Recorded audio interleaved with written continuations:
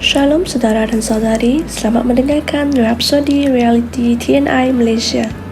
Firman Tuhan hasil nukilan Pastor Chris pada hari ini bertajuk Kristus dalam dirimu. Mari kita sama-sama merenungkan ayat pembukaan kita di Galatia 1 ayat 15 hingga 16. Tetapi tatkala sudah dikehendaki Allah yang telah memilih aku dari rahim ibuku dan memanggil aku dengan kasih karunia-Nya untuk menyatakan anak-Nya di dalam aku. Saudara-saudari, dalam Alkitab Injil pembukaan kita, Rasul Paulus bersaksi bahawa Allah dengan senang hati menyatakan anak-Nya, Yesus Kristus, ada di dalam dirinya. Hal ini bukan hanya untuk Rasul Paulus, ia merupakan panggilan untuk semua orang Kristian. Kristus didedahkan atau dinyatakan dalam rutin harian kamu adalah asas Kristianiti. Alkitab mengatakan, kepada mereka Allah mahu menyatakan betapa kaya dan mulianya rahsia itu di antara bangsa-bangsa lain, yaitu Kristus yang ada di dalam kamu adalah pengharapan akan kemuliaan. Kolose 1 ayat 26 hingga 27. Dapatkah kamu melihat Kristus di dalam dirimu? Bolehkah kamu melihat kehidupannya dinyatakan di dalam dan melalui dirimu?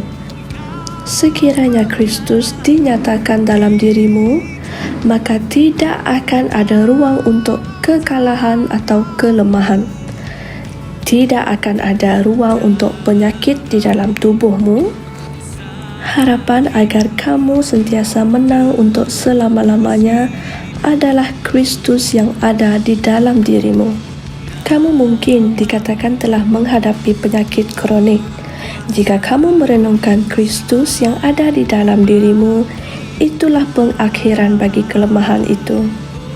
Alkitab mengatakan, tetapi jika Kristus ada di dalam kamu, maka walaupun tubuhmu mati kerana dosa, roh memberi hidup kerana kebenaran. Roma 8 ayat 10. Tidak kira seberapa besar ketumbuhan itu, Kristus yang ada di dalam kamu akan menyebabkan ketumbuhan itu hilang.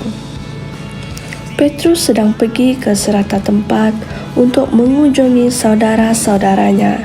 Kemudian, dia bertemu dengan Aeneas yang telah lumpuh dan tidak dapat bangun dari katilnya selama 8 tahun.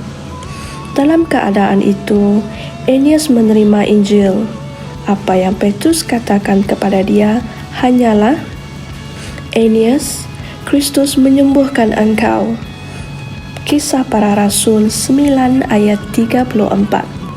Sekiranya kamu mengalami simptom-simptom penyakit atau kelemahan di tubuhmu, ketahuilah bahawa Kristus menyembuhkan kamu. Hendaklah kamu sedar akan Kristus yang tinggal di dalam diri kamu. Dialah kekuatan kamu. Oleh itu, jika kamu tidak dapat berjalan, bangkit dan berjalanlah. Di dalam Dia dan melalui Dia, kamu boleh melakukan semua perkara. Kamu menang selama-lamanya. Dialah penyelamatmu, kebijaksanaanmu, dan kebenaranmu. Terpujilah Tuhan. Saudara-saudari, bagi mengakhiri firman Tuhan pada hari ini, mari kita sama-sama membuat pengakuan dengan saya. Kristus adalah hidupku dan segala-galanya bagiku. Di dalam Dia, aku hidup, bergerak dan wujud. Di dalam Dia, aku menang selama-lamanya. Aku lebih dari orang yang menang. Kristuslah penyelamatku, kebijaksanaanku dan kebenaranku. Terpujilah namanya selama-lamanya. Amin. Saudara-saudari, untuk renungan tambahan boleh merujuk di Alkitab Roma 8 ayat 1 hingga 2, dan Kisah Para Rasul 22 ayat 14. Sekian daripada saya untuk firman kali ini. Semoga bertemu di firman yang akan datang. Tuhan memberkati. Bye.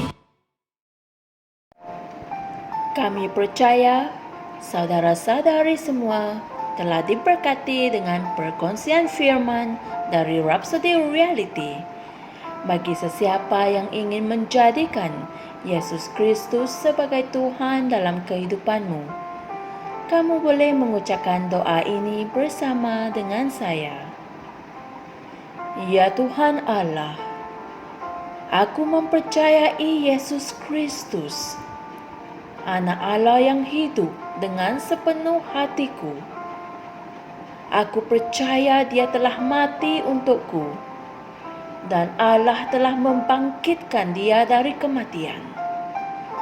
Aku percaya Dia hidup hari ini. Aku mengaku dengan mulutku bahwa Yesus Kristus adalah Tuhan dalam hidupku mulai dari hari ini. Melalui Dia dan di dalam nama-Nya, aku mempunyai kehidupan yang kekal. Aku telah dilahirkan semula. Terima kasih Allah kerana menyelamatkan jiwaku. Aku sekarang adalah anak Allah. Haleluya. Tahniah. Sekarang kamu telah menjadi anak Allah.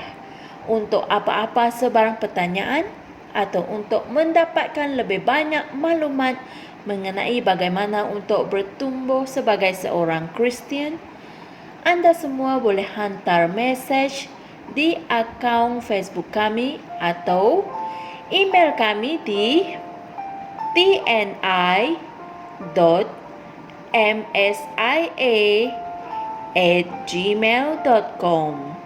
Sekali lagi, tni.msia@gmail.com.